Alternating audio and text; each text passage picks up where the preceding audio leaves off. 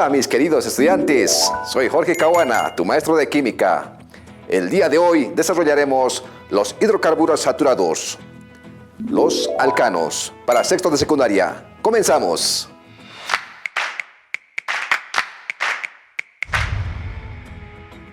¿Qué serán los hidrocarburos saturados? ¿Te has preguntado de qué forma nos ayuda en la vida de nuestro diario vivir?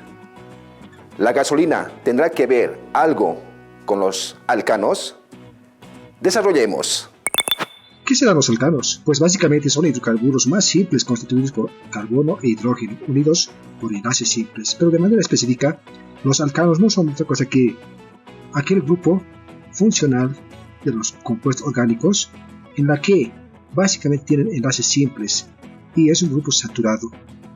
También pertenece a la hibridación sp3. De ese modo, ¿cómo se los representa? Básicamente la fórmula general es carbono N, hidrógeno 2N más 2, que básicamente N es la cantidad de átomos de carbono en una cadena. Es la fórmula general. Recordemos que teníamos fórmulas desarrolladas, también teníamos las fórmulas semidesarrolladas, la fórmula esférica, también la fórmula topológica o zigzag, la fórmula electrónica, que básicamente cada uno de estos tiene que cumplir la regla del octeto, en la que el carbono tiene que llegar a obtener máximo 8 electrones con los enlaces que obtenga. Bueno, es simplemente un recordatorio. Ahora, es hora de practicar. Supongamos que tenemos esta cadena, en la que tenemos justamente que identificar primero el grupo funcional, es decir, la cadena más larga será la cadena principal. En este caso, tenemos al carbono 1, 2, 3, 4, 5, 6. Ahora, ¿por qué se ponen en este orden? Es justamente el lugar donde se tiene la ramificación más cercana al primer carbono, entonces de ese lado se comienza. No tendríamos que comenzar de este lado, porque la ramificación más cercana es 1, 2, 3, 4. Saliendo de 4, en este caso tenemos en el 3. Por eso es que asumimos que es la cadena principal y en ese orden. Bueno, una vez que hemos identificado la cadena principal, es hora de darle el nombre respectivo. Se llamaría, en este caso, como tenemos una cadena ramificada, sería la ubicación de la cadena ramificada, en este caso en el carbono 13. En el carbono 3 justamente se encuentra un carbono, un átomo de carbono, por eso se llama metil, porque es un radical. Y la cadena principal, por supuesto, tiene 6 átomos de carbono, que corresponde a lo que son los prefijos ex. Como es un alcano, terminación ano, hexano. Bueno, también los podemos identificar a través del nombre. Nos dan el nombre y formulamos lo que es la estructura molecular. Para escribir este tipo de estructuras orgánicas, tenemos que empezar de atrás hacia adelante. Es decir, primero tenemos que anotar la cadena principal, que en este caso es el pentano. Bien, una vez que hemos identificado la cadena principal, en este caso que es el pentano, tenemos que seguir con el siguiente, que en este caso es en el carbono 4 hay una ramificación metil. Entonces, 1, 2, 3, 4, una ramificación metil. ¿Sí? Muy bien. Continuando, tenemos que indicar, aquí tenemos justamente 2.2 dimetil. Significa que existe en el 2, también en el 2, dos ramificaciones. Por eso dice di, ramificación metil. Entonces asignamos el nombre que le corresponde. Una vez que hemos escrito la cadena, es decir, la estructura orgánica, no olviden, queridos, que tienen que hacer cumplir la regla del octeto a cada uno de los átomos de carbono. Por ello, primero completamos la tetravalencia para la cadena principal. Después de eso, completamos la tetravalencia para el 4-metil. Finalmente, completamos la tetravalencia para el 2,2 dimetil. Entonces, de esta forma es como se representa una estructura orgánica de un alcano. Ahora bien, ¿dónde es que lo vemos ahora los alcanos? ¿Estará presente en nuestro diario vivir? Pues básicamente sí. Por ejemplo, tenemos lo que son las instalaciones de gas domiciliarias, producto de lo que son los hidrocarburos.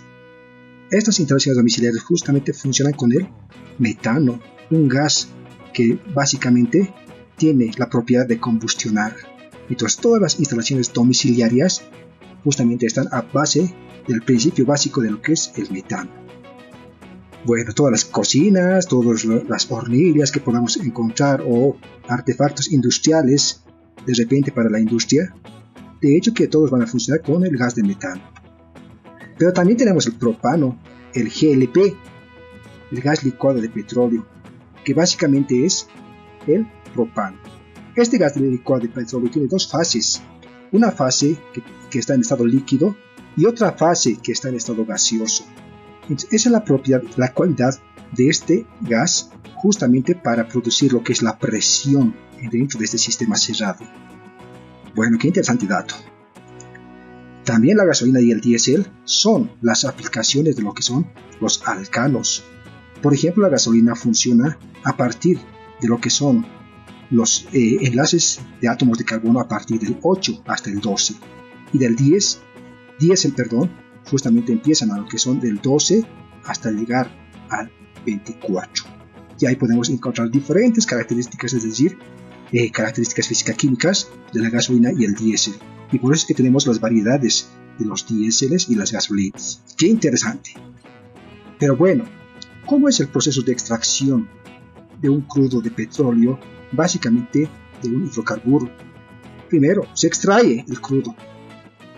Una vez extraído, se pasa por un sistema de calefacción, en este caso por un horno, en la que a través de sistemas y fases, este proceso se llama separación.